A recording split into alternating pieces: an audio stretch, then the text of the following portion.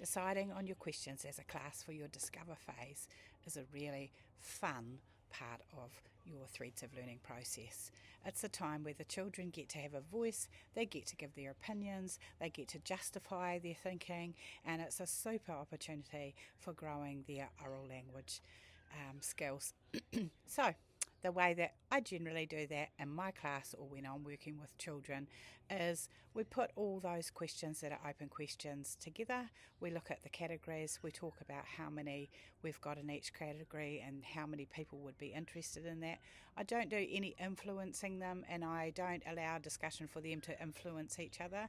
I do voice every single time, no matter how many times we've done it, that actually your vote is your own vote, that it's really important that you follow what you're interested in, and whatever most people are interested in is the direction that we will follow.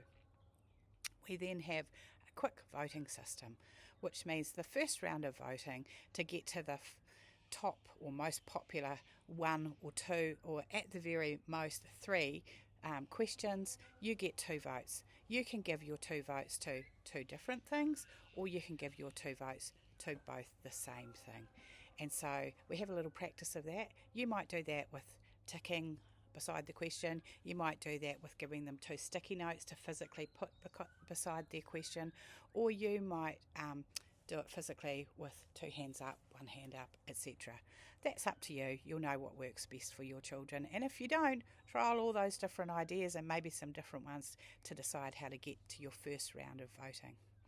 So then when you're down to your final, to make your final vote, I then talk to them about, now you have 1 vote, and your 1 vote is exactly the same. It is yours to use. It is not anybody else's to use. And this is really good conversation to have about the importance of having a voice, and even if your thing that you're really keen on doesn't get voted on, then we're going to move with what most people want, because that's part of normal life, and that's really good experience to have, because we all have times where something we want doesn't get voted through into the next round, and I'm sure you've got examples of that for yourself in your own life.